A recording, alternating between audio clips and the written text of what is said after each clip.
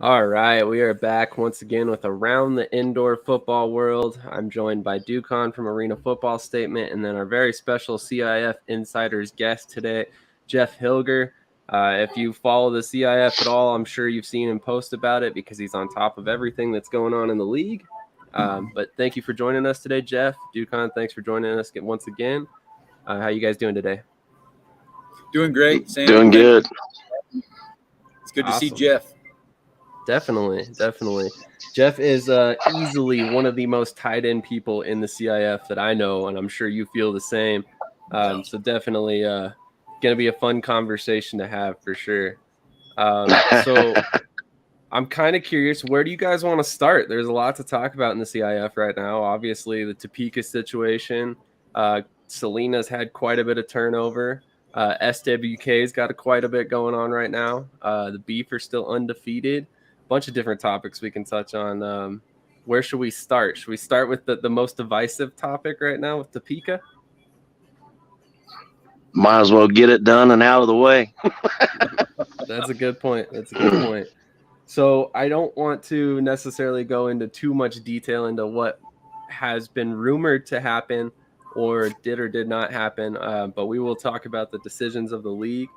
But basically, I think it was about 2 weeks ago now at this point, where it was announced that the league would be stepping into the ownership group of Topeka and trying to do an investigation based on some claims that had been levied against the team.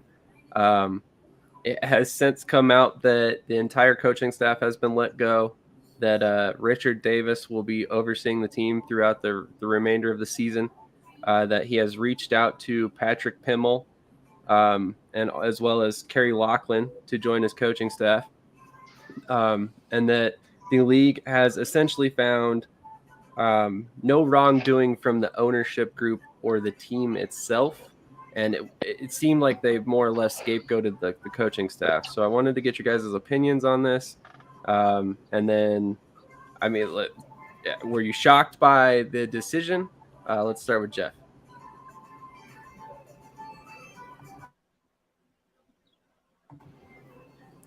You froze him, Sam. Dang. He's definitely shocked by the decision. Look at that face. He can't even move. That's awesome. Oh, bummer. Epic stare that he's got there, though. I know, right? Looking into our soul. All right, we'll go to Ducon first, and then hopefully we can get Jeff back here. It looks like we're having some connection issues. So, Ducon, were you surprised by the decision? I was absolutely surprised, and I'm going to be right honest with you. I'm pissed. I'm going to have to decline talking very much on this subject right now, but I will say this. Sometimes the cure is worse than the disease, and I'm just going to leave you with that. That's very well put. It's very well put. Look, I want to preface what I'm about to say by saying that I'm a huge fan of the Champions Indoor Football League. I wish them nothing but success. We are here talking about this league because we're both fans of it, and working on getting Jeff back right now. We're having some connection issues still. But oh man, it's almost hard to put into words how I truly feel about this. Like, I know that the league has said that no evidence was presented to them. I know it's hard to believe that could be the situation for me personally, just because so much has been said, so much has been shown on social media. So it makes me feel a little taken aback by the fact that they didn't get enough evidence to find any wrongdoing. I personally hope that the league is stepping in and telling the ownership group that they need to make a little bit better decisions in terms of how they treat people. I understand that what they did was maybe not necessarily wrong per se in terms of the rules, but you just got to question the treatment of the people there, and that's Sure. all I'm going to leave it at. Sure. But ultimately, sorry, go ahead. No, you're fine. Well, Go ahead. I do want to say that I too am a huge fan of the CIF and the Topeka Tropics. I definitely you're probably a lot like me in this way, Sam, is you're a fan of the game. And when things happen that affect the longevity and the growth of the game itself, it's hard not to be upset. It's very hard to not be upset. And sometimes what you get is you get people that don't understand football. And what I mean by football is it's a team sport. A receiver doesn't make a good catch unless the quarterback makes a good throw. Quarterback can't make a good throw if he doesn't get his feet set unless the offensive line's blocking for him. The offensive line doesn't get a chance if the center doesn't make a good snap.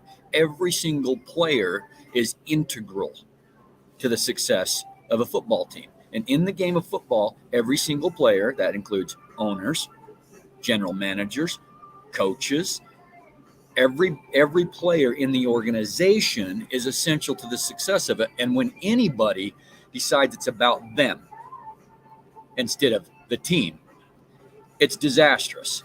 And so when I say that I'm upset, I'm seeing things on both sides where individuals have made it about them and not the game and not the purity of the game that I love. And therefore, that's why I'm upset. Now, I don't want to go out with any kind of statements or accusations against any individuals until everything's come out.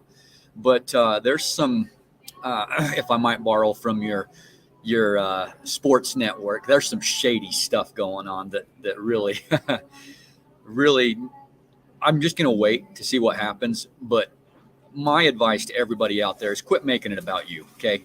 It's a team sport.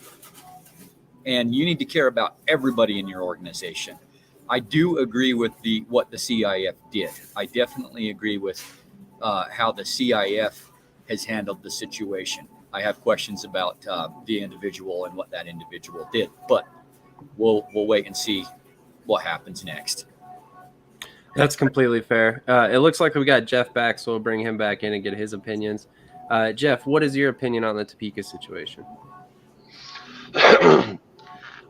Yeah, I'm kind of on the same lines of Ducon there. I think it was a very big black eye for the league.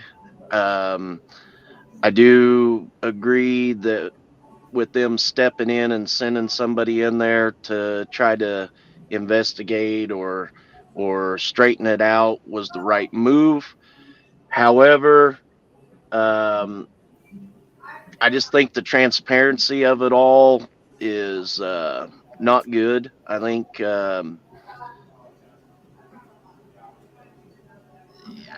you hear so many different stories. You got one Topeka fan who's close to the players, evidently just blasting stuff everywhere, talking real bad about the owner. You don't hear a whole lot of players stepping out and saying a bunch of things publicly. Now, whether they're afraid they'll get fined or it'll jeopardize them from playing or whatever, maybe, I don't know. The whole thing is just very odd and fishy to me. And I do believe that there was probably some mistreatment of the players and stuff. I do believe that probably did happen. Just my opinion. But I think the league just needs to do a better job of trying to prevent this before it gets as bad as this did, if that makes sense. 100%. I think that's a fair assessment. And I think the league has definitely had their eyes opened with this situation, to say the least. But moving on to the next subject at hand, let's talk about the beef. The beef are still undefeated. It looks like they've basically rolled over the few couple teams that I expected to give them a little bit more challenge. Jeff, are you surprised to see Omaha in this position? No, not really. That's fair. They're loaded. They're loaded on their roster. Yeah, from the outside looking in, I've heard people say and question how can they have their roster so loaded, and everything. But their schedule's been favorable to them as well. Not taking anything away from the team. They got a lot of talent on their team. And you look at the last half of their schedule here, very favorable. I'm not surprised, to be honest with you. No. That's completely fair. Let's get Ducon's thoughts. Are you surprised at all about this? No, I'm not. I'm not really surprised. I knew they had a very stacked roster, and I think that Rayshon Kaiser's just a flat-out genius, especially defensively. I remember watching him play, and just his IQ as a player was incredibly good, and just to see it transition as a coach, and when you see his time that he had with the Massachusetts Pirates, him and Bones Bagante kind of took over that championship team, and the Massachusetts Pirates defense that year was just insanely good. And I kind of thought that would kind of transition into the Beef. And so far it showed.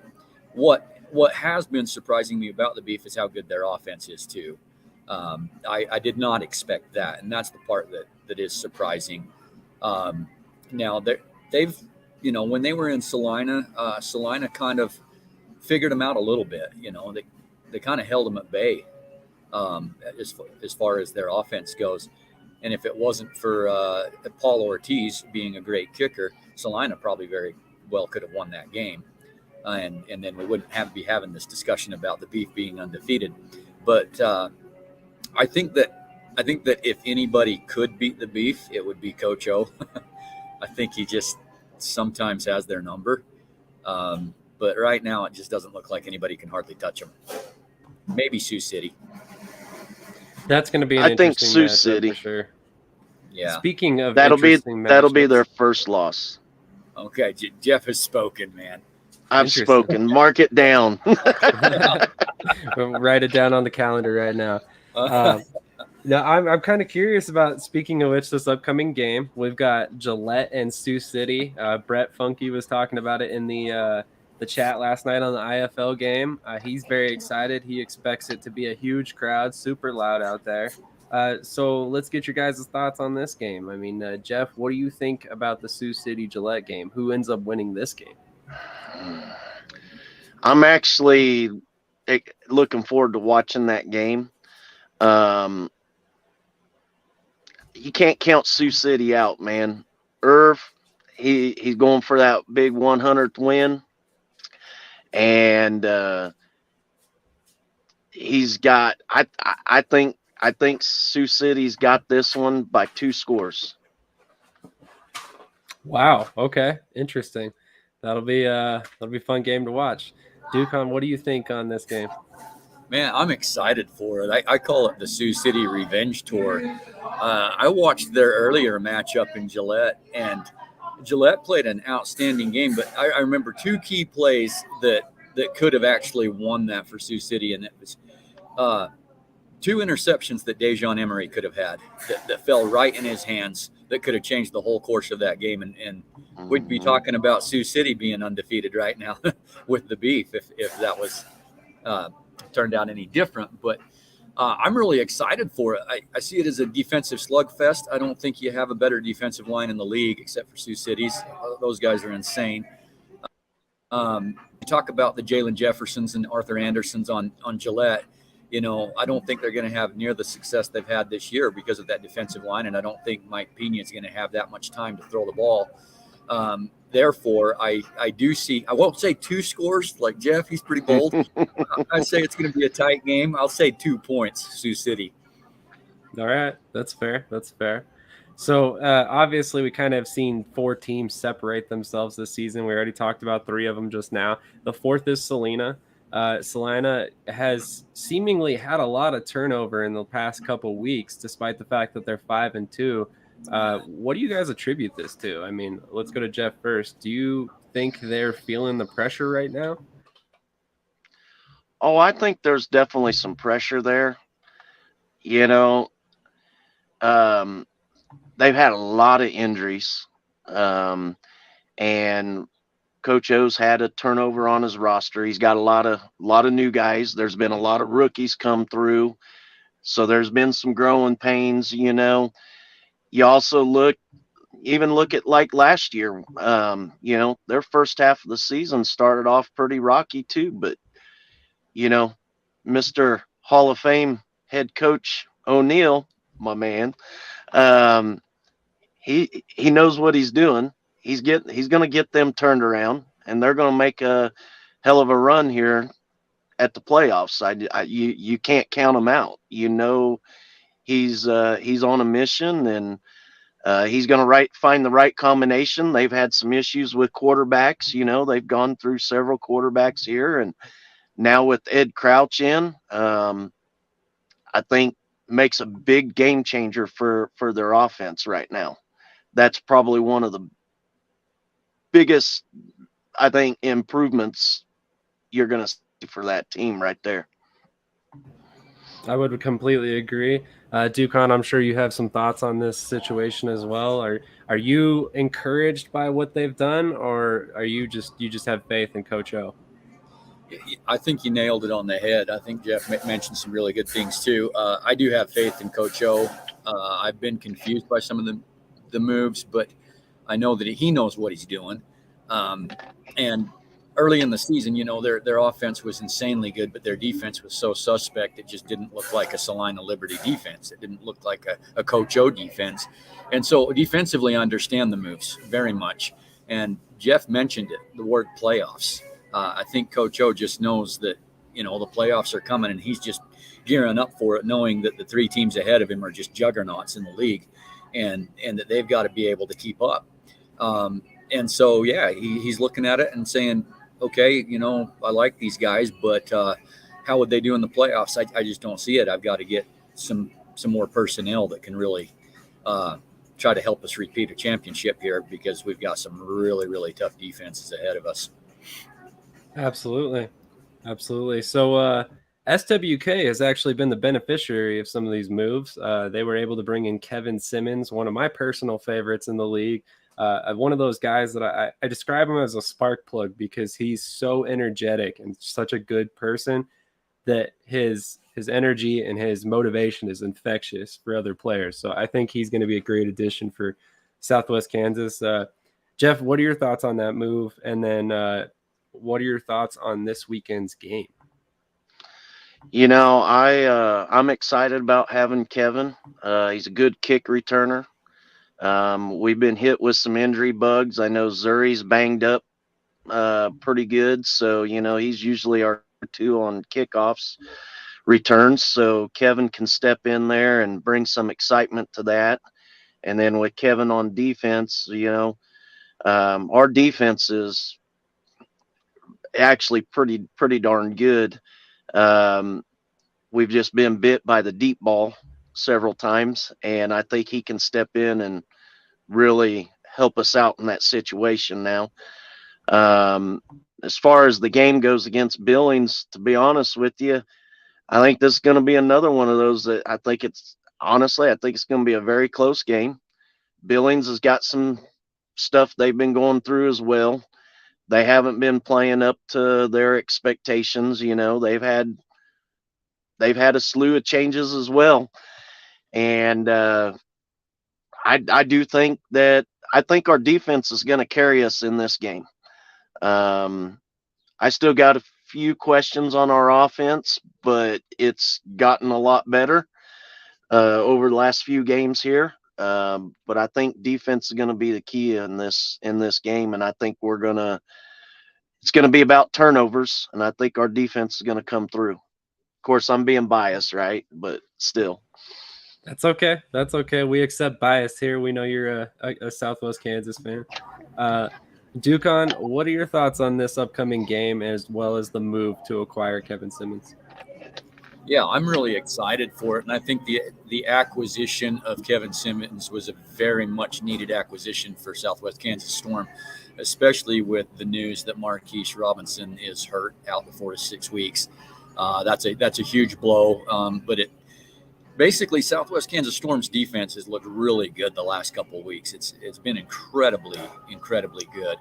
The offense has always been suspect, and that's because earlier, I was joking with Jeff. What are you guys feeding quarterbacks down there that's making them get hurt every week and out for the season?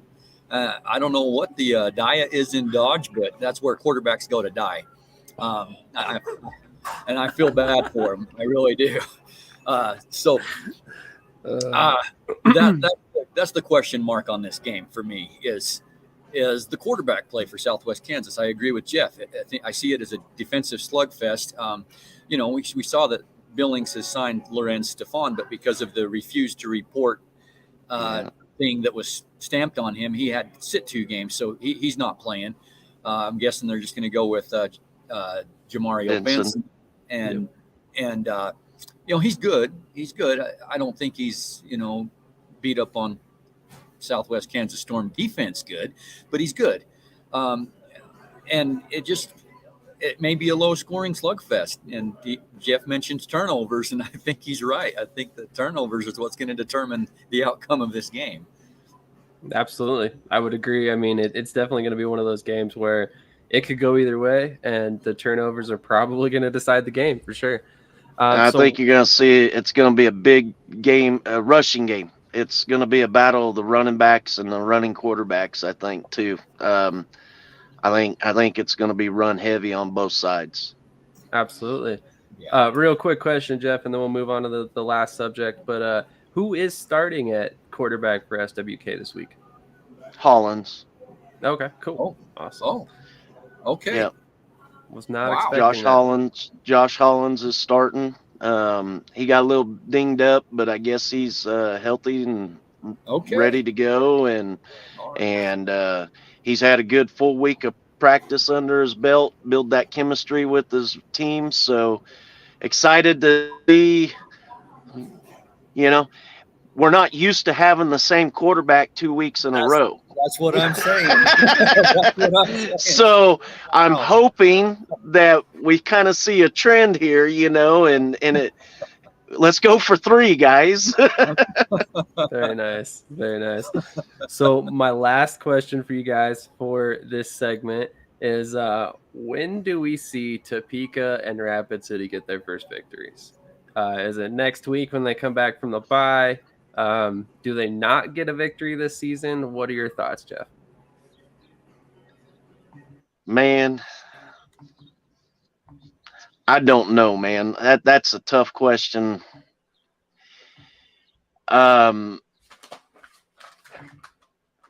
Honestly, with the way things are right now and so many unknowns, I wish they both would win a game. I hate to see that big goose egg. All right, but I don't know if either one's going to be able to do it, to be honest with you. That's fair. I mean, as of right now, both of them have extreme upheaval on the roster, and then both of them have their off-field issues as well. Ducon, when do you see either one of these teams getting their first victory? I think the release of the coaching staff to Topeka was a huge blow. They were right on the verge of getting their first franchise win. I think that was just a bad deal, bad move. I'm gutted for that team and the fan base because it just makes it seem like now they won't get a win this year. I hope they do. I hope they pull it off. I think that their last 2 home games is against Sam's Billings Outlaws and Jeff's Southwest Kansas Storm. So I hate to say it, but I'm actually cheering that one of your teams loses to them so they can. But my question is how come Rapid City and Topeka don't play each other? Seems like one of them ought to get a win from the other one. That's a good point. But Rapid Very good City point. Looks bad. I feel bad for Rapid City too. I'd love to see them get a win. I just don't see them getting it anywhere. I would agree. It's going to be interesting to watch. I hate to say it, but I don't really have faith in either team. I did have some faith in Topeka before they let go of Lorenz. Donovan's worked great, don't get me wrong, but There's just so much going on with that franchise. It's going to be really hard to right the ship, even with that Well, all-star staff. that's the other thing. Who's Topeka got his quarterback now? Word has it Donovan tore his Achilles last week. Well, I believe, don't quote me on this. I think Dylan Van Boxel is still there as well. So, he's That's right. decent, but again, it's still his first season of indoor football. I know Yep. there's a couple different players reaching out to the team now to try and get in as that backup, including one that's been in the league prior to this. So hopefully they bring in another quarterback before this weekend if Donovan truly is hurt. But Jeff, thank you so much for your time this morning, man. It's been a pleasure speaking with you as always. We really Yep. appreciate your knowledge and your expertise on the CIF. There truly is no one that knows more than you do. It's true. I'm not trying to inflate your ego, man, but Nah. you know everything there is to know about this league. So it's definitely love having you on, and love having you as a dare I call you a friend. So thank you for Yeah. everything you do for me. Likewise. Thank you, guys.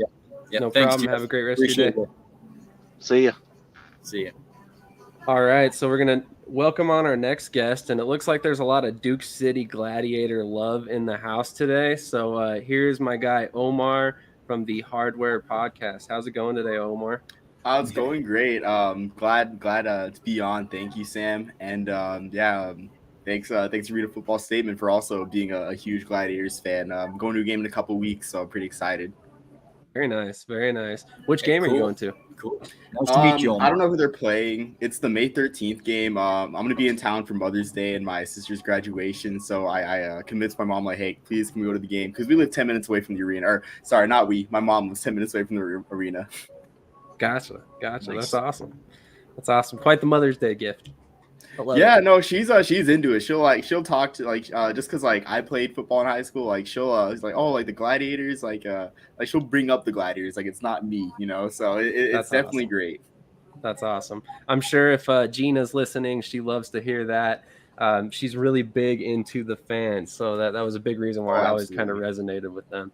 So. Yeah, we got a lot to talk about with Duke City in particular. So you guys wearing the Duke City gear makes a lot of sense today. Obviously, the big news at hand is that humongous trade that went down this past weekend. And then if that is, of course, the one that shook up the entire league, shipping 3 different quarterbacks to 2 different teams ultimately. And then we saw more moves after the fact. But long story short, DC traded with San Diego. Nate Davis is headed to the strike force. DC got in return Aaron Aiken, Demry Croft, and defensive end Jeremiah Kane. So, Omar, I know we've talked a lot off camera. What are your thoughts on the trade? Did it shock you when you saw that Nate Davis was gone?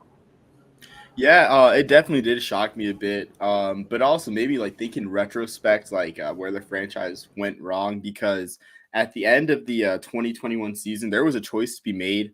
Ramon Atkins won an IFL Rookie of the Year, had a great year, and honestly, I think he brought sort of a local fan favorite energy, being from New Mexico Highlands. Being this is the only pro football team in the state of New Mexico, and I overheard one lady say that she made the drive 3 hours north to just to watch the Gladiators play. So he brought that fan favorite aspect. But he was also young, and that's the thing too. It's a choice is to be made. And of course, with Nate Davis coming back, they chose to stick with Nate Davis. And you can't blame them really for that. But you couldn't go wrong with either one. But now I guess hindsight's 2020. Atkins definitely was the better choice. But I think I am shocked, but I think it definitely sends the Gladiators into rebuild mode. And I think just joking around with my mom, I'm always like, you know what, I don't want to go. I don't want to go and watch the Rattlers play, the Rattlers game, because they always beat us. I don't think I've ever seen the Gladiators beat the Rattlers in person. And sure enough, the first meeting of the year, the Rattlers beat the Gladiators. I feel like that was symbolic of maybe a time to hit the rebuild mode button for the Gladiators. So that's just my thoughts on the trade.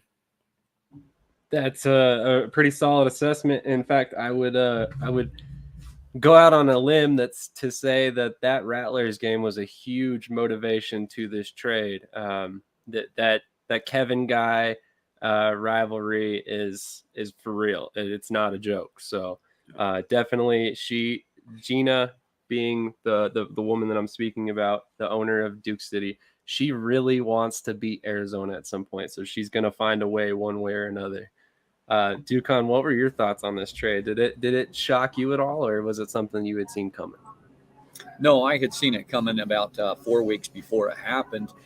And honestly, my thoughts on it is I think it's good for Duke City. I think it's good for San Diego, and I think it's good for the league. I really do. I actually really agree with Omar's assessment that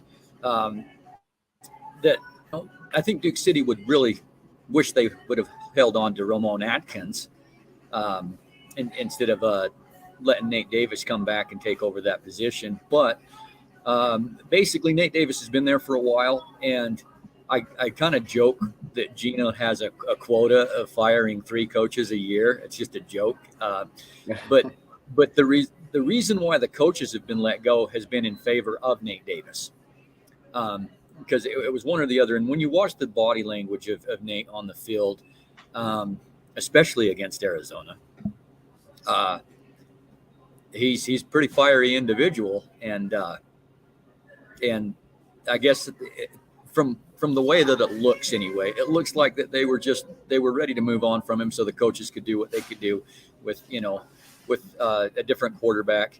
And to me, it just looks like that maybe this was let's stop firing coaches and let's just trade our quarterback away and start something fresh. And the reason why I think it's good for the team is I think that it will help them to gel as a team more. It may not look that way in these first few games, but as playoff time comes, I can see that with the signing of Charles McCollum, that Duke City's going to start to gel a little bit better. And they're definitely going to be a very viable foe in the West. I think they slip into the playoffs still and try to make a run. And I think you nailed it, Sam. I think Gina and Fred both are sick and tired of losing to Arizona. They're going to do everything they can to not lose to Arizona again. Yeah, I may or may not have that on really good authority that she really wants to beat them. But to be fair, I completely agree with your assessment, and I'm glad you said it the way you did, because I think this is a win-win for both teams, and it's not often that you can say that about a trade that of this magnitude. You don't often see 3 quarterbacks change teams in one move. So I thought it was a good move on both sides because, first of all, I'm a huge fan of Demery Croft, which we might ultimately see him leave Duke City with everything going on now. I assume somebody's going to be an odd man out there. They're not going to carry Andre Sale, Aaron Aiken, Demery Croft, and Charles McCollum. It's just not going to happen. So somebody's going to end up leaving. From a roster building perspective, in my thought process, and obviously Omar's, because he wrote an article about it recently, Aaron Aiken makes a little bit more sense to bring in and keep there as the backup because he's extremely mobile. He can play other positions, so he's a little bit more valuable. And then as far as Nate Davis, I think he's going to bring some stability to San Diego that they haven't previously had. And they're kind of going on a run all of a sudden. They got a very nice victory last week.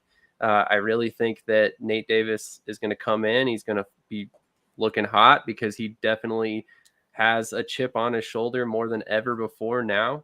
And it's going to be very interesting to watch San Diego in the West as well now. So I think moves like this shake up the league, but in a good way. Fans have been talking about this nonstop since it's gone down. Every chat, doesn't matter if it's a San Diego game or a Duke City game or a game that has no teams involved in it, people are talking about this move. So it's awesome to see.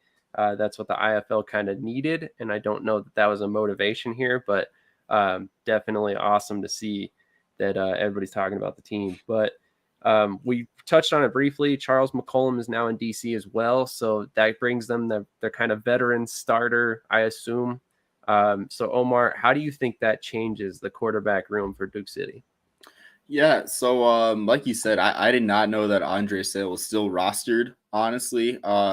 So it's like a wealth of options, but of course with like a small roster size, like 4 quarterbacks is very impractical with the roster size of the IFL. I do think McCollum helps a lot, but I think you'll end up with the situation this next week if either Croft or whatever quarterbacks to keep, whatever quarterback comes out on the first drive this next week, you'll get a situation like San Diego where like Rudy Johnson played really well. And of course, there's Nate Davis. Like you just traded for Nate Davis, but here Rudy Johnson is throwing 4 touchdowns, no picks this last week. So it's just like, what do you do? So I feel like maybe Aiken performs well running the ball. Maybe Croft has a good game pass, and they do the 2 quarterback system, or whoever, or even Sale if Sale gets in, and you're just like, okay, we have a solid quarterback performance this past week. What do we do with McCollum? Do we start it? Do we ride the hot hand? So I think it just all depends on this next week. If there's just if anything like what happened with what happened last week against Vegas, like 19 passing yards happens, then McCollum will be welcomed open arms. But if not, then kind of got a bit of a quarterback controversy. I would agree. Ducon, how do you think Charles McCollum kind of changes this whole situation following the trade? Well, he is the IFL leader all time. He's got a wealth of experience in the indoor game. I think that his experience is going to help on a methodical level a lot the offense for Duke City. A lot of people say he's getting old and slow and stuff like that, but his experience is really, really good, and he's mobile enough still. Plus, I've visited with him a few times. He's a great guy. I definitely see him working well in this system, and I have to applaud Duke City's management because they treat their guys well, and I think that's going to help a lot too. Like I said earlier, I think that it may be bumpy these first couple games, and it may look like that Duke City's at the bottom of the Western Conference and going to miss out. But I see after 2 or 3 games, they're going to start gelling, and I think they make a really, really good run and become a juggernaut in the league. I love that thought process because I'm very, very similar thoughts from me as well. I'm a big fan of Duke City. I'm a big fan of how they do things there. I think they have a tremendous amount of talent. If you didn't watch this past game and watch that rushing attack, go back and watch that game because Tim Whitfield he has a fire lit underneath him after being released by San Diego and ending up in Duke City. So he played a really good game. He didn't get as many touches as I expected, but I expect that's going to change going forward, especially with McCollum there. You're going to want to protect him, make sure that run game is balancing out that offense and giving him time to throw. But moving on to the next topic at hand, Frisco is still undefeated. They look nearly unblemished. TJ Edwards has thrown 8 touchdowns, 0 interceptions. He's run for several more.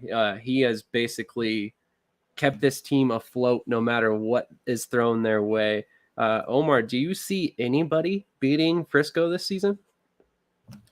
So I think I think Quad City definitely is a candidate. Like they look really good so far this year. I know EJ Hilliard's throwing the ball really well out there in Quad City. I also think I also want to say that Massachusetts also is a good candidate just because Massachusetts seemingly has I don't know what the payrolls are in the league, but they always have top end talent too.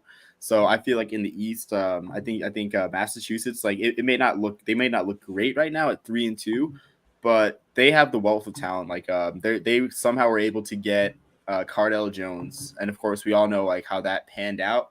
But that's just something I think of, like just like the wealth of talent that exists in Worcester, and of course like that's my second favorite team because I lived in Worcester for 10 years, so by default my favorite Eastern team. So maybe I'm a little biased, but yeah, those are the 2 teams for me. As for like the rest of the division, it just looks weak, of course, with like Iowa at 0-5 and then Tulsa being an expansion franchise whose only win is over Iowa. and then Green Bay and Sioux Falls. I think they're kind of not on that level with Frisco. That's definitely a great assessment. Yeah, man, that definitely Quad City's a great pick for sure. It'll be interesting to see if they can compete.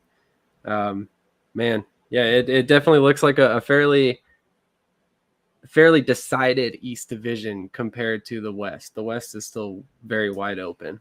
Ducon, what are your thoughts on Frisco? Do you think anybody beats them anytime soon, or are they going to roll straight to a playoff appearance once again? Both. Is it okay to answer both? Yeah, absolutely. I think someone's going to beat them soon, and I think they also roll to a great playoff position. I think Omar touched on it. They haven't locked up the East. Quad City and Massachusetts are both very good teams in the East. And between the three of them, I think they're all going to be vying for that number one seed the whole season.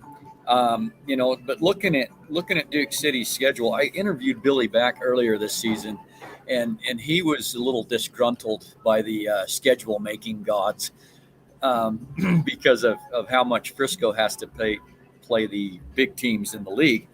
But we got May 20th, they're at Bay Area, cross conference game, and we got June 3rd, they're at Massachusetts. Then June 17th, they're at Northern Arizona. June 24th, Bay Area comes to town, so it's a cross conference. They're playing Bay Area twice, and those four I kind of highlight as games they may struggle with a little bit. But you mentioned something earlier, Sam, that has been the difference for Frisco, and that is TJ Edwards taking care of the ball. Wow, what a difference it makes when a quarterback goes 5 straight games and doesn't throw an interception. That's how they're able to beat Arizona by 2 scores and Mass by 3 scores. But those were both home games, and they're going to have to travel quite a distance to go to Bay Area and quite a distance to go to Mass. And it's yet to be seen how well they travel that far. Absolutely. That's a fair assessment for sure. Frisco last year, I believe, was 15-3 by the end of the season, 15-4 after the playoff game. So to see them find regular season success, it shouldn't be a surprise to anybody who watched the league last year. TJ Edwards was diligently working on his craft, trying to be better as a passer because he knows he's an electric athlete, and he needs to couple that with this passing element of his game. He actually worked with the Generals quarterback coach, Zarek Rollins. So he's definitely seems like he's improved. I like what you said, Omar, about Massachusetts. Massachusetts is probably the best team outside of Frisco talent-wise, especially after last night's game. That game by Jimmy Robinson was unbelievable. Man, I became a fan really quickly after watching him a couple times last night, just break big, long runs that you don't normally see. Then Anthony Russo, former XFL player, he's playing well. They just signed former Philadelphia Stars defensive tackle Antoine Owens. So these guys are like on the cutting edge of bringing in borderline outdoor talent and bringing them in and playing well at that. Anthony Russo, 11 touchdowns, 2 interceptions, 4 games. First time he's ever played indoor football. So, it's encouraging to see in Massachusetts. I think they're a solid team, but Frisco's got some magic with them right now. So it'll be interesting to see if they can make it through the season undefeated. I don't know if they will, but it's going to be interesting for sure. And I like what you said about Rudy Johnson's performance. Speaking of which, I did not get a chance to say that. So one of the things that I wanted to talk to you guys about and ask if you've done it yet, because I have not had an opportunity, but what are your thoughts on betting being incorporated into the IFL? It's been a long time. Pardon me if I'm incorrect about this. I believe the AFL had betting as well, but it's been a long time since this has been available in indoor football. So it's kind of changed the scope of the game. I know people who are betting on games that didn't previously watch the league. So that's kind of what we were after. So Omar, what are your thoughts on the betting aspect adding to the IFL, and how do you think it affects the league going forward? So for me, I've placed a few bets on college football before. That's really the only sport I really bet on is college football. But seeing it from a fan perspective, like seeing I think the first time I saw it was like a couple weeks ago against Tulsa, and seeing like the line at 2 touchdowns. I'm like, oh man, I'm like, we'll cover that easily. And then like I'm watching the game, and like I'm kind of like wondering, I'm like, okay, like are we gonna cover? Like are we as good as the odds makers say? So from a fan perspective, like it definitely it brings kind of like a point of pride, like, hey, like can we cover the spread? Are we better than what the odds makers say? And definitely from a degenerate perspective, I say that lovingly, as a joke. If it moves, you can bet on it, right? So I think it's definitely great for a lot of people in the league, especially like having a team in Vegas too, of course. With I think right now with the major sports going on, I'm not sure if minor league baseball has a strong like betting system, but you have the minor league baseball season going on right now. You got regular baseball, but just like having a local team to bet on, it's huge in Vegas. But I think it's just good all around, honestly. Just and especially like with the graphic they post every week with each game and the spreads, it makes you do some research into the teams. Like if you are a bettor, makes you learn about the players. It makes you just learn about, and then you come across guys like Anthony Russo, where like if you're a huge college football bettor, you remember his career from Temple. Like I know I was thrilled to see Anthony Russo on a roster in the IFL. I just wish he was in the Western Conference because I would just love to see him play in person. Just that FBS talent. But I think it's just good for the league all around, just in so many aspects. I would completely agree, and I would question if that TV deal still happens if they didn't have betting involved. Omar, do you have any thoughts on that? That's an interesting perspective, honestly.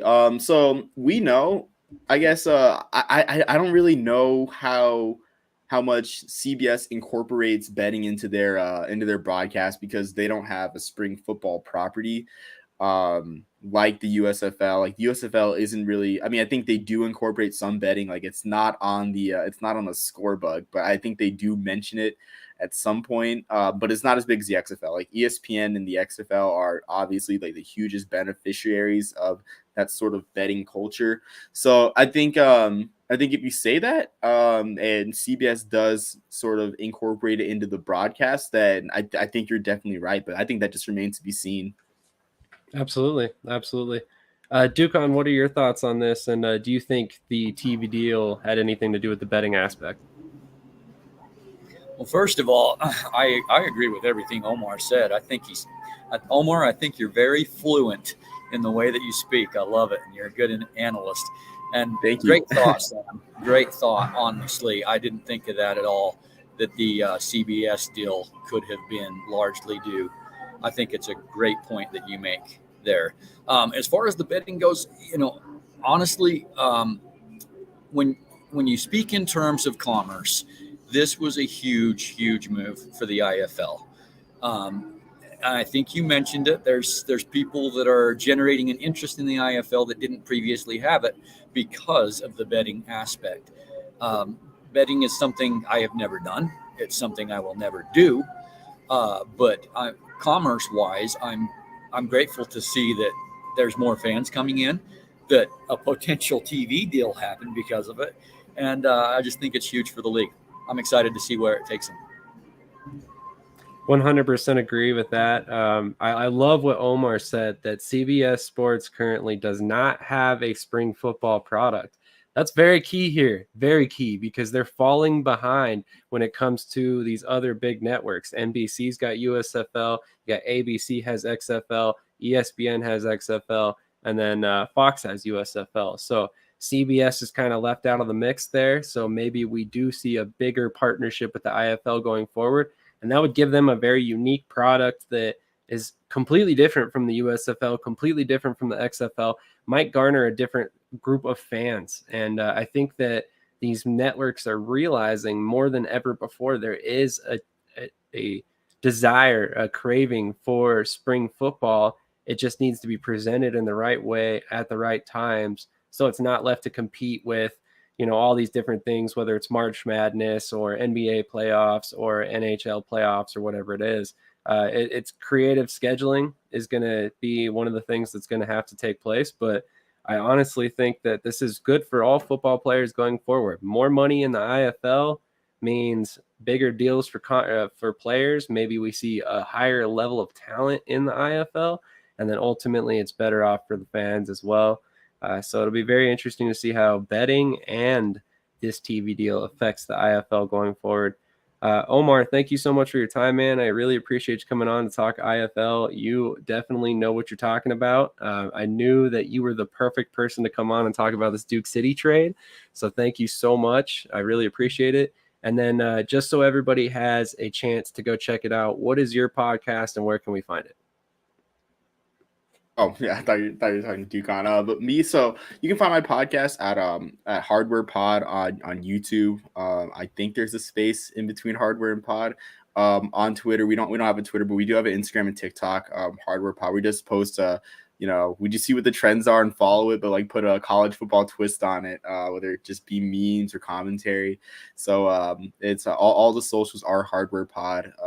But yeah, thank you, Sam, for just having me on. I just appreciate the discussion, Sam. Is also as well, Ducon. I appreciate the discussion, and it's just great seeing another Duke City Gladiators fan out in the wild. Sometimes I think I'm like the loudest Duke City Gladiators fan on social media, but obviously that's not true. Definitely. Well, thank you so much for joining us, Omar. It's been a pleasure. Thank you. We have one more guest joining us. Also, I did not get a chance to say this during the segment, but if you are an IFL fan and you want to win some gear from your favorite team, hit that subscribe button now at 1,000 subscribers. As long as we hit that number before the IFL championship, which is still a couple months away, we will be giving one lucky subscriber some gear to their favorite IFL team. So hopefully we can do that to support the IFL, support an IFL team, and get you some free gear. So Omar, once again, thank you so much, man. Have a great rest of your day. Enjoy all the football coming at us this weekend. Yeah. Thank you. Same to you guys too. Thank you. Absolutely. Thank you so much. All right. So this next guest is arguably a celebrity in the arena football coverage world.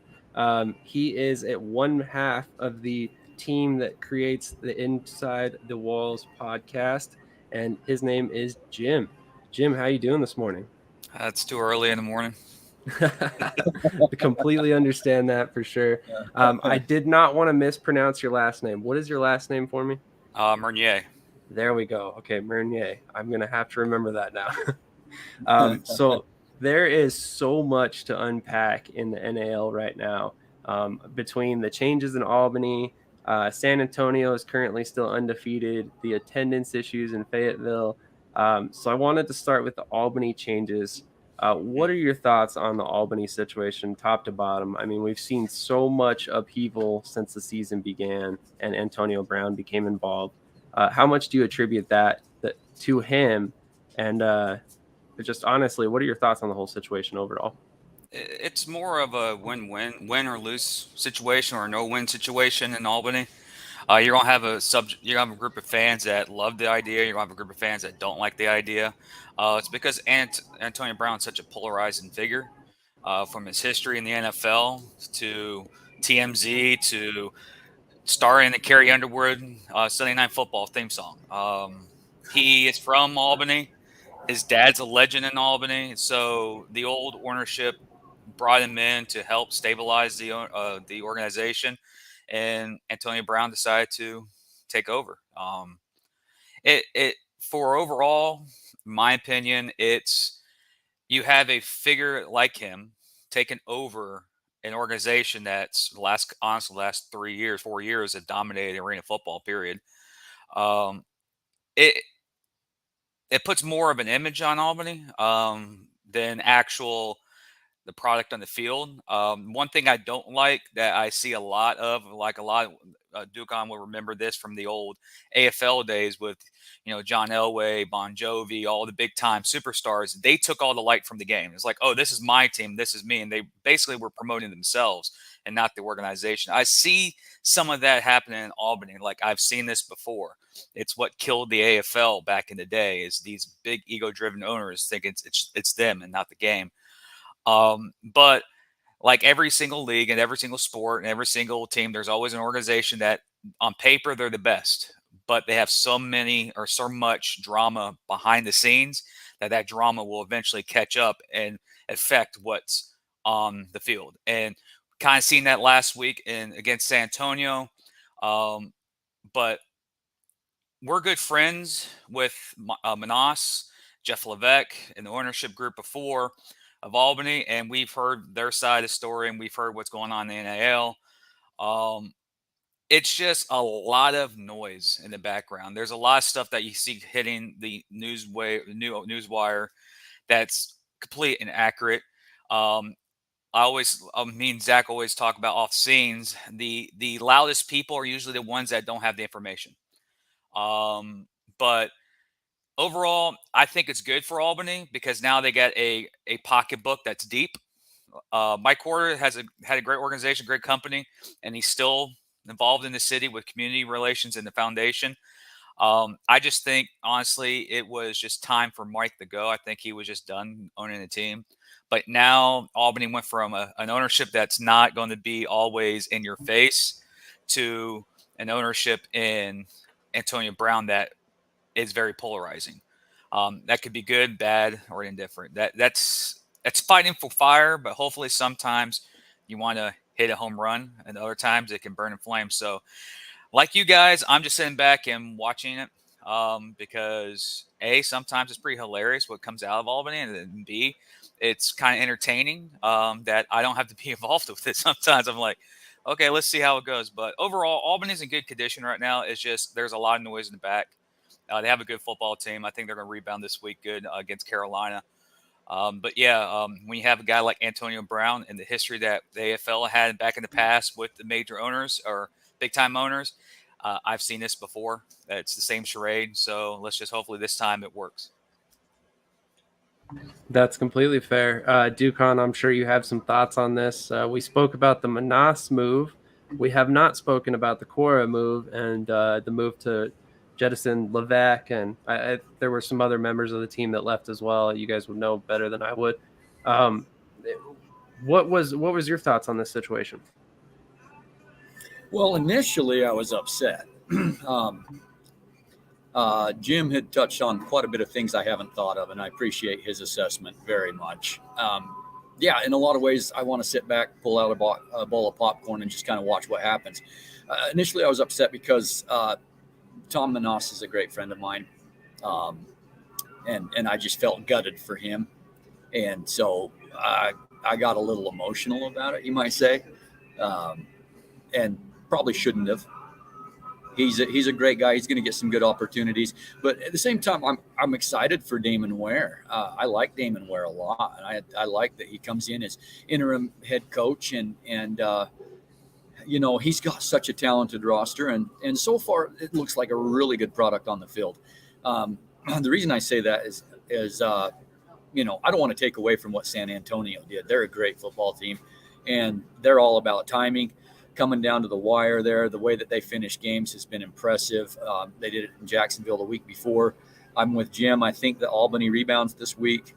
As far as, like, you know, the exit of Mike Quarta, Jeff Levesque, and them, I feel gutted for them. I think there's some stuff there that I'm just not privy to and don't want to comment on much because of it. But I like those guys. I've always liked them, and feel like that there was something behind the scenes that I just don't understand.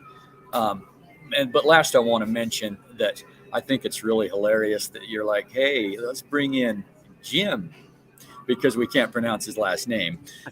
But it's sorry. Meunier, happens all the right?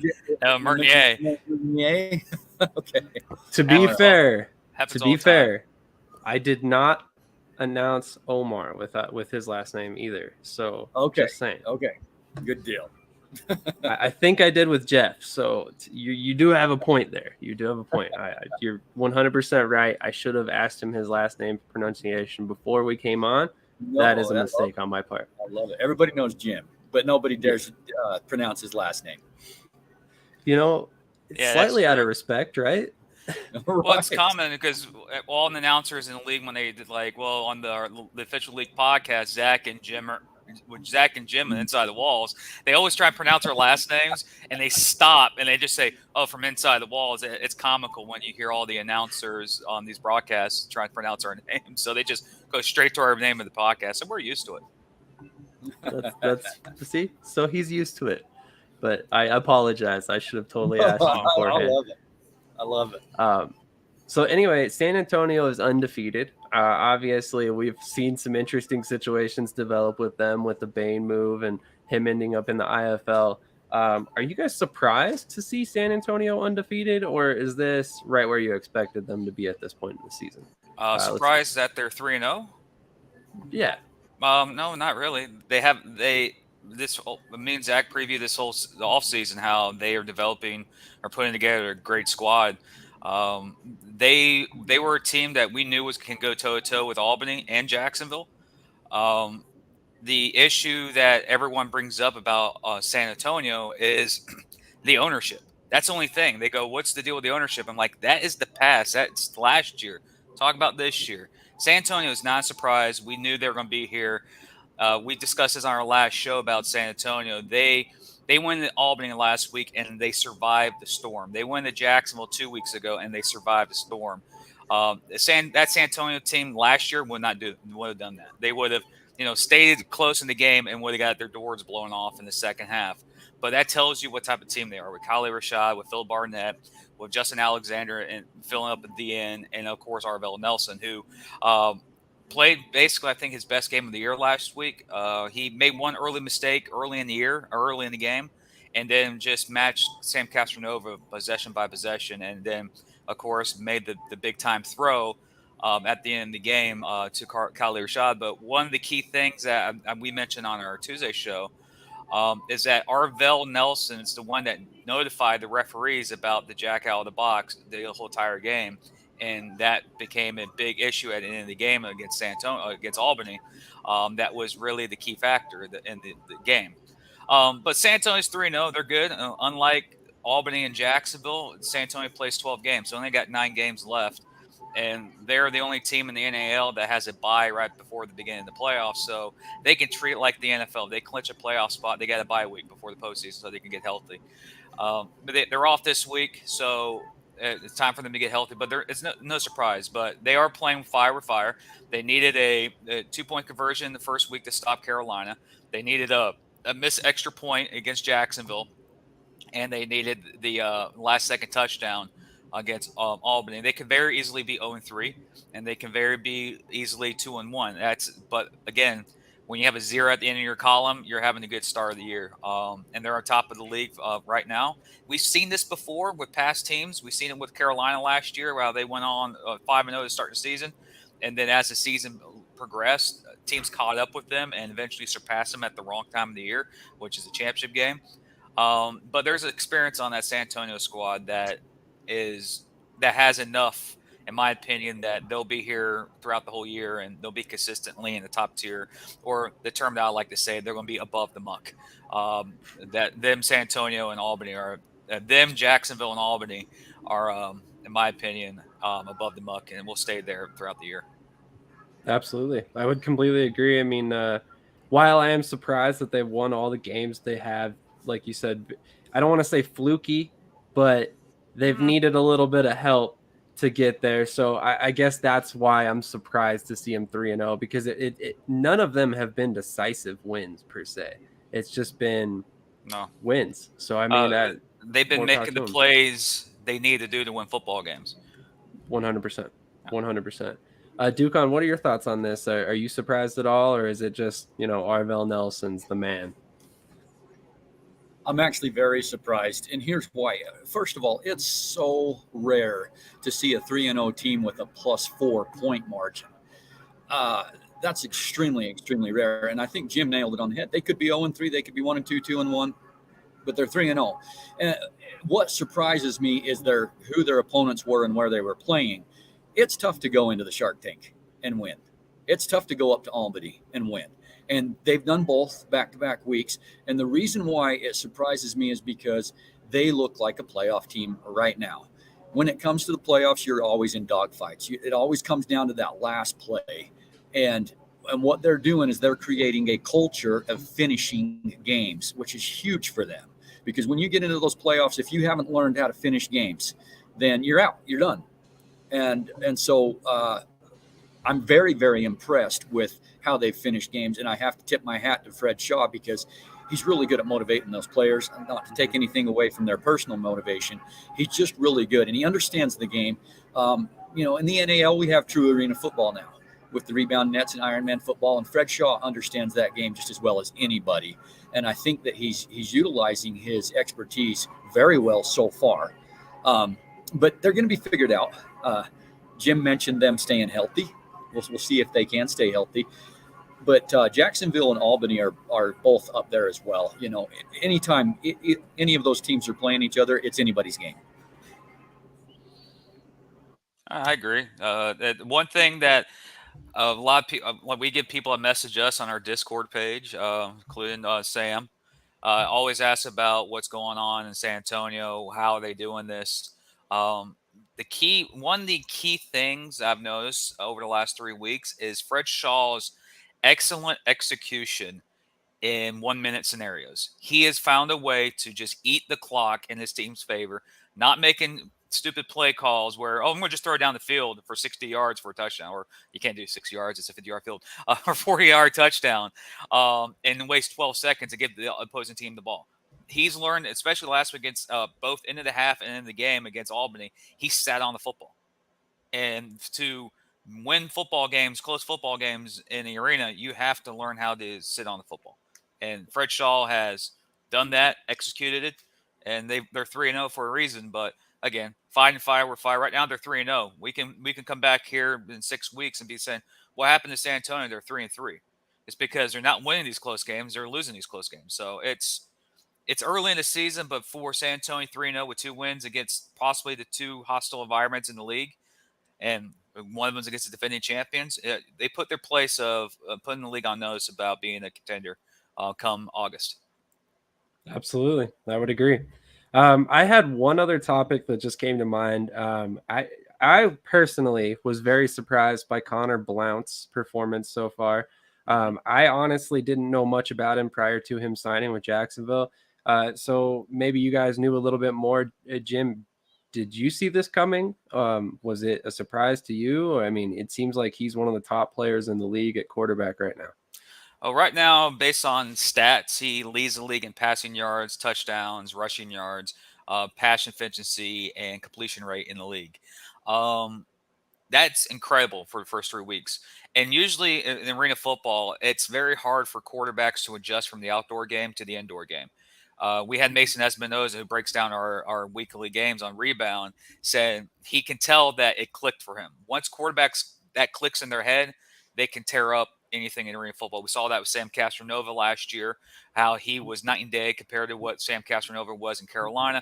Malik Henry is starting to show that in Carolina right now from what he was in Jacksonville and now. And, of course, King Cato, a complete 180 from Orlando to Fayetteville right now, which he is healthy, which he is playing tonight in Fayetteville in the West Texas game. So that's a big deal for Fayetteville. But for Connor, with my connections with the Jacksonville Sharks, he's been in the fold for the Sharks for a long time to get in. Gibson really liked him. Gibson brought in a couple of quarterbacks, but Connor was the one guy he wanted. He played a couple. He played at Oregon State. He had a couple starts with Oregon State back in the day. He has if you watch the game, he has a great passing mindset. He can put the ball in the right place, good placement, good touch on the ball. One thing that he's doing right now, he's not making mistakes. He got 2 interceptions in the first game against West Texas, and ever since then, he's been pretty perfect. And this week, they're taking on an Orlando Predators team that's banged up. Lonnie Outlaw is gone out, so their Jack linebacker is out. So it's a big deal for Orlando because they need guys like Josh Jenkins and Clarence Williams to step up. If not, Jacksonville is going to feast on them here on Sunday afternoon in the Shark Tank. But for Connor, it's a great for a lot of Sharks fans. Again, Ducon will understand this. Jacksonville is very few teams are like Jacksonville. You can mention maybe Arizona, the Rattlers. If the quarterback play is not to Arizona or Jacksonville standards, the fan bases will revolt. Like, we need somebody in here to do stuff. And Connor's come in right here. Gibson has taught him well.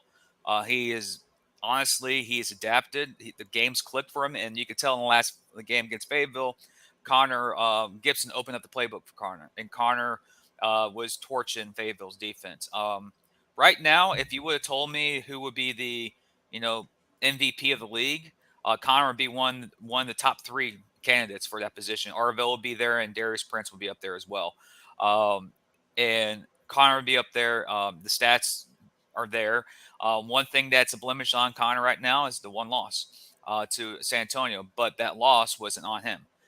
He got the team in scoring position, and of course, extra point was missed. So a lot of the quarterbacks we talk to, let's say they don't like to have the game come down to a kicker. They want to take control of the game themselves. So maybe that's competitive mindset for all the quarterbacks we talked to. But yeah, Connor is a very impressive 3 weeks. But Jacksonville has 11 more games this season. So if he's like this in week 14, then Jacksonville could very well be a threat in August in the postseason to play, because that's what's been lingering in Jacksonville the last couple of years, is consistent quarterback play. 100%. And I like how you mentioned that they've kind of had a couple different quarterbacks, including Ed Crouch that we spoke about before. So, Ducon, what are your thoughts on Connor Blount's performance so far? And is he the odds-on favorite to win the MVP currently? I agree with everything that Jim just mentioned. I watched Connor in the first half at West Texas, and my first thought was, I don't know if this is going to work out. But he did. He started to click in that second half, and he has not looked back since. I watched a little bit of the Fayetteville game this last week, and I was just blown away because, correct me if I'm wrong, Jim, but he hasn't played arena football before this, right? 3-game experience. That right there is what's impressing me. And I did watch your show earlier where Mason specifically mentioned that he noticed it clicked. It clicked with Connor. And there were shades I saw in Connor that reminded me of Espinosa. He just understands the game. It seems like he's learned it so fast. And for somebody to learn it that fast in 3 games makes the ceiling so high. I mean, if he can avoid turning the ball over, or if he turns the ball over and it just shakes it off well without letting it affect him, I think he is the front runner for the MVP, and I think he will. And another wild card for the Sharks is Solomon, Cameron Solomon. He is he's come out of nowhere and has stepped up his game after Taron Townsend went out with an injury, and McLean went out with an injury. Ever since then, Solomon has been like the 1A. And of course, Jordan Smith is popping in, and Jensen Shoshak is coming out of nowhere. But again, they say quarterbacks make receivers, or do receivers make quarterbacks? Right now, it looks like Connor and Solomon are the 2 connections that are making Jacksonville right now playing like Jacksonville of old. And that's one thing for me as a fan I enjoy watching. Of course. Of course. I love that. That's a great point. I was surprised. Like I said, I didn't know a whole lot about Connor Blount before the season. I noticed that he was signed. It's on me that I didn't do my research as soon as he was signed, to be completely honest. But to see his performance has been extremely encouraging. Him and Anthony Russo, I know it's 2 different leagues, but they've both surprised me quite a bit. Making that transition to indoor football or arena football very quickly and making it look very fluid, which is not easy to do. And, I've heard several quarterbacks come on this channel and talk about the fact that it's so much more sped up. You have pressure in your face right away. If you don't get the ball off immediately, you have maybe 1 to 2 seconds and you're getting hit. And it's a different game. So, I mean, to see these guys perform so well, this early in their careers is very encouraging. I hope they both find success and get back where they want to be, which is, of course, outdoors, unfortunately. But it'll be interesting to see how these guys can perform going forward. Like you said, there's still a long season ahead of us. There's still plenty of time for them to show some chinks in their armor. Moving on to the next subject, which is, of course, the attendance issues in Fayetteville. The commissioner, Chris Siegfried, was at the game this past weekend, correct? And even he had some things to say about it. He wants some more support out of Fayetteville. So this is not a spot to criticize the league because it's a new market. It's one of those things that you have to build fan anticipation. So what are some ways that we could see them having more success in Fayetteville? Jim, do you have any suggestions for the league? Well, every arena team has a different way of presenting their product. In Jacksonville, we're all over the airways and commercials on TV, and you see signs all over town. And plus, the Jacksonville brand is big here in Jacksonville. Everyone knows who the Sharks are. Same up in Albany. Everyone knows who the Empire are. Fayetteville is a new franchise. They're roughly, I think, 9 months old.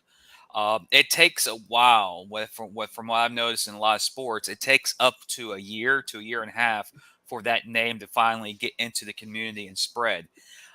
It's the first game. We have good relationships with the coaches and the owners in Fayetteville, and they are doing their darnest to get fans in this arena. Sometimes it's almost to a point where you rather take the hit with the tickets, meaning giving away a bunch of free tickets to colleges, community colleges, military bases, whatever, to get butts in the seats first, then sell them on the product. That we keep preaching that on this show, on every league, every team. Give away free tickets to community colleges, to schools, to military bases, to community centers. Get them in the arena, and if you can get just 5% of that people that coming in, you have a returning product and returning value of future tickets. We saw that in Albany last year. Their attendance suffered early, and then they started reaching out to the community. And as the season progressed, the attendance went up. Orlando's a great example of that. Their first game last year, they only had like 2,000 fans, and their last game of the regular season, after going 2-10, that last year, or they're up 2-10, I think 2-10, 2-8 at the time. Their last home game, they had 8,000 fans, so it progressed, went up. And their first home game, they had like 7,800 this year. So different markets, you need to treat different ways. In Fayetteville, there's colleges, there's Fort Bragg that's right there. And from the people we've talked to, the ownership group, they've been going out trying their best. They've been doing what we've suggested to them, and it's almost a wait and see. Keep putting the product on the field. Keep presenting the product, because their broadcast is perfect. It's great. They're great product that they have on YouTube. They can sell it. It's just a matter of time. But yeah, Chris Sixfree did make some comments in the game, but still, it was good. In my opinion, we've covered this league. You guys covered the other two leagues in the arena game. You know the teams that are successful in attendance, and you know the teams that struggle with attendance. Sometimes it never changes. Sometimes there is changes, and it's just a whim. That's it. But overall, Fayetteville, in my opinion, it's their first home game. They still have 6 more home games, so I start worrying about teams' attendance and their presentation of their community about the 4th or 5th home game. But right now, it's the first home game.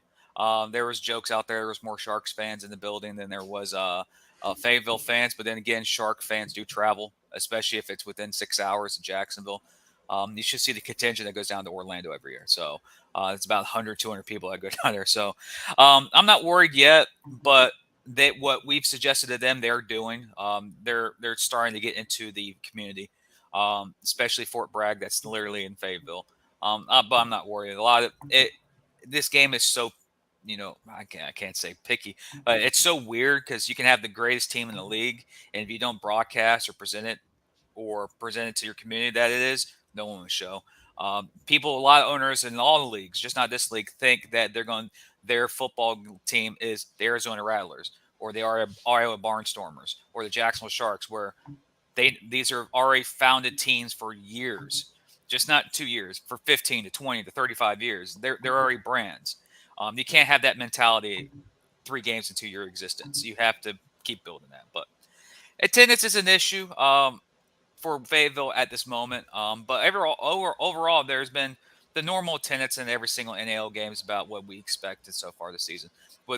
With Albany, Jacksonville, and Albany, Jacksonville, Orlando exceeding expectations with the attendance right now. 100%. Great takes on all fronts. Ducon, what are your thoughts on the attendance in Fayetteville, and do you have any suggestions that they haven't attempted already? Jim's suggestions are flat out phenomenal. I love them. I want to just date back to last year with San Antonio's situation.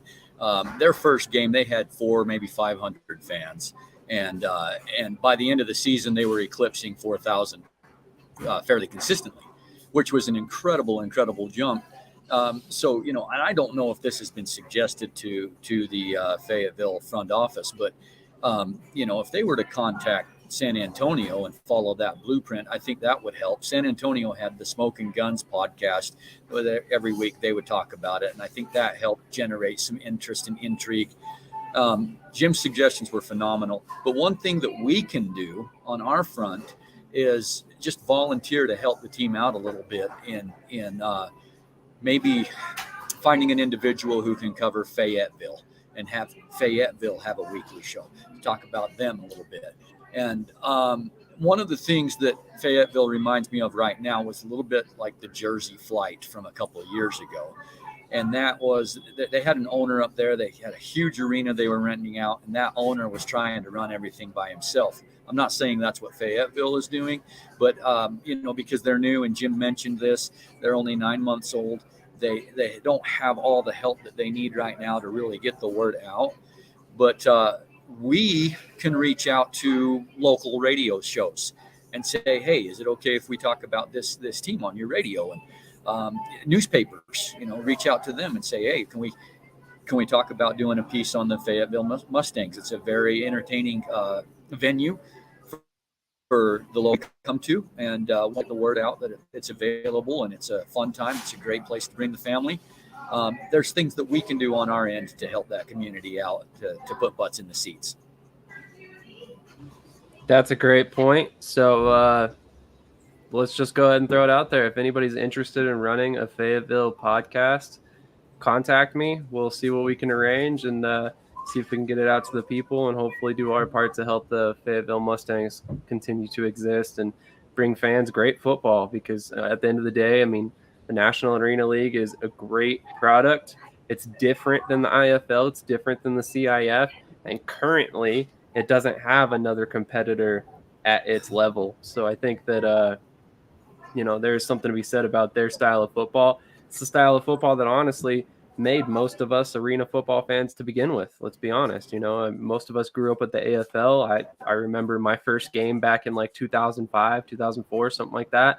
I'll never forget it. It's the reason why I'm an alternative football fan. But Ducon, I know you got to get out of here. Thank you so much for joining us. Have a great day. I hope everything goes well for you.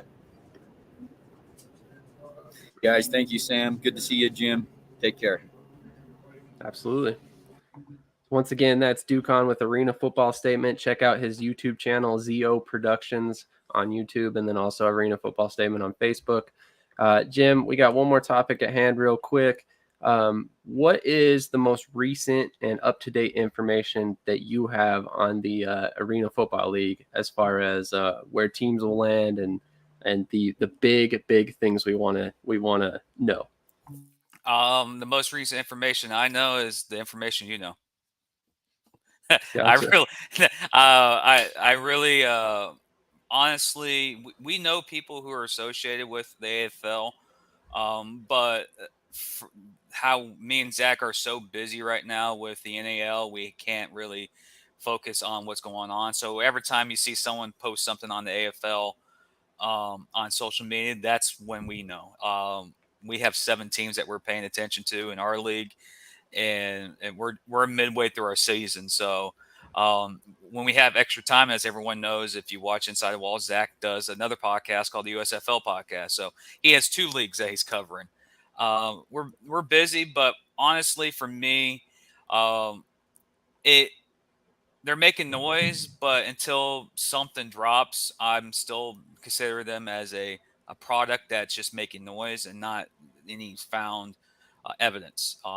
But again, I'm too focused on the National Arena League right now. That's you can say that's my bread and butter. You come to me with all the NAL stuff, I can give you all the answers I can. But again, in this arena again, there's always a league that pops up. We have like the AAL popped up a couple weeks ago or a couple months ago. Again, there's supposed to be like another league trying to jump next year too. So there's so many of these alt football organizations, but my focus is the National Arena League. But again, if it something comes in the future that intrigues my interest, you definitely will know about it. Definitely. I'll definitely make a statement about it. But right now, it's week 4 for me in the NAL, so I got 3 games to get ready for this weekend. So yeah, it's fun. More arena football is the better. But right now, I'm focused on my hometown team and Sharks and the 7 organizations in the NAL. So yeah, Completely fair. Completely fair. I definitely have not heard a whole lot recently. Again, I'm much in the same situation as you. I'm pretty caught up in everything going on with the XFL and the USFL, the IFL, CIF, all these different leagues. To be completely honest, I do not cover or follow the NAL extremely closely. I do watch the games, but that's about the extent of it. So anybody who likes the NAL, if you're into arena football a little bit more than the IFL or the CIF, definitely want to check out Inside the Walls podcast. There is no better source of information, no better source for interviews. Basically, you guys are the go-to source for the National Arena League, and not only because you're the official show, because you guys are just that good at what you do. And I mean that with the most respect I could possibly give you. As you know, I'm a big fan of Zach, who's been on this channel once before as well. So I definitely appreciate your time. Thank you so much for coming on and talking about the National Arena League with us, because quite honestly, you would do it in a much better manner than I ever could. So thank you again. It's fun.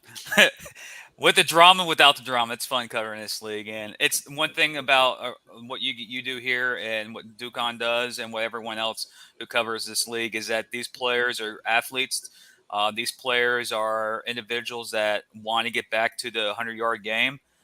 So me and Zach have brought this mentality of these players deserve the same coverage and respect like the NFL players do.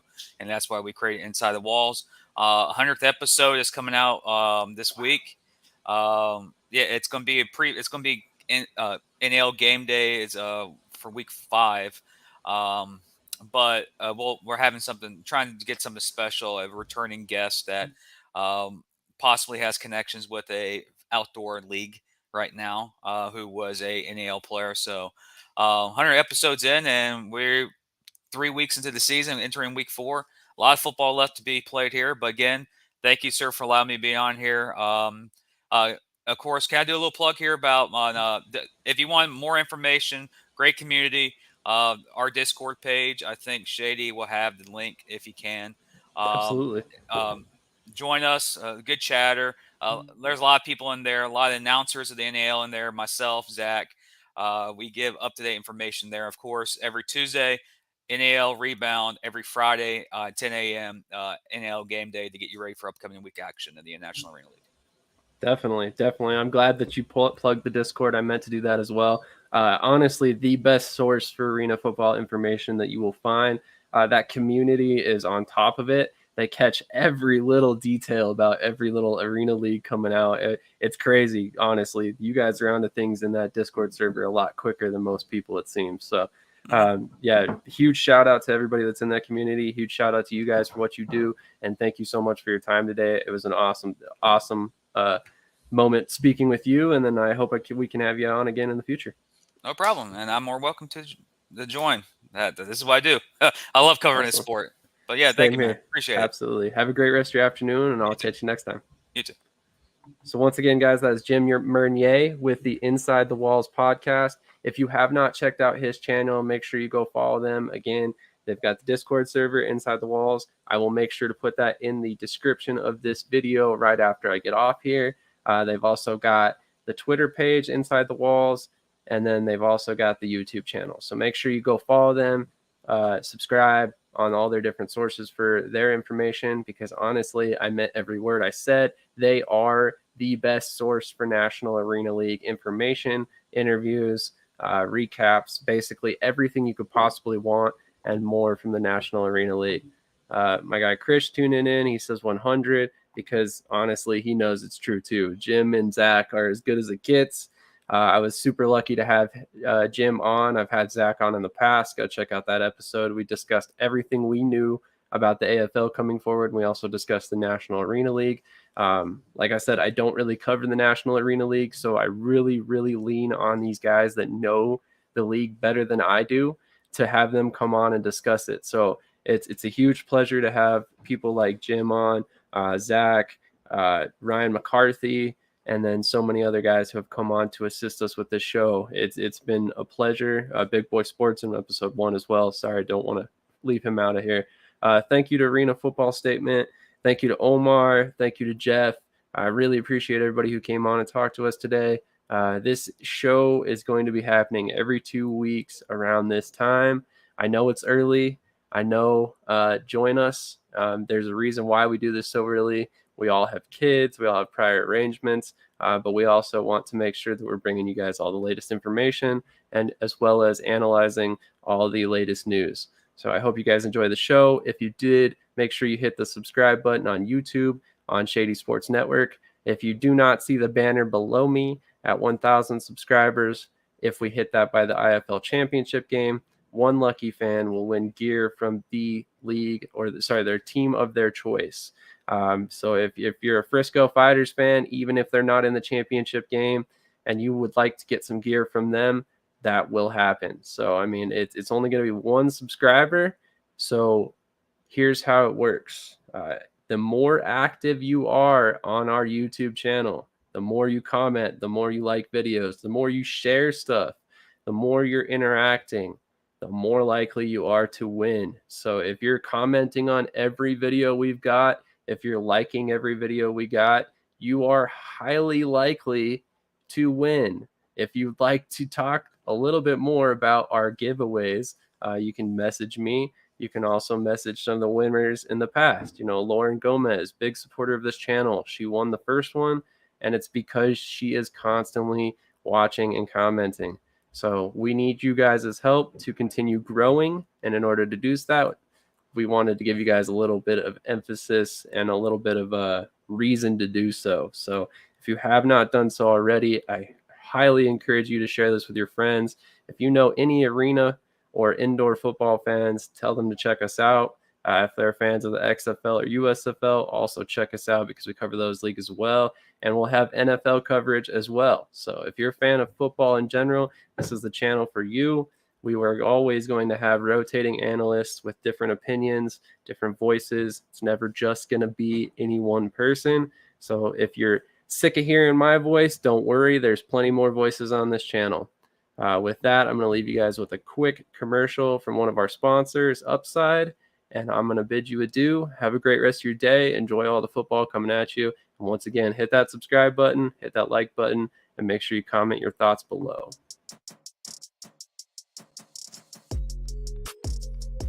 Check out our official sponsor, the Upside app, available free to Android or Apple users. Download Upside using our code SAM363682 to get an extra cashback bonus on your first purchase. Upside is an app that will pay you cash back for purchases you are likely already making. Whether it's filling up your tank, taking the family out to eat, or buying groceries, Upside is working to bring you more widespread offers each day.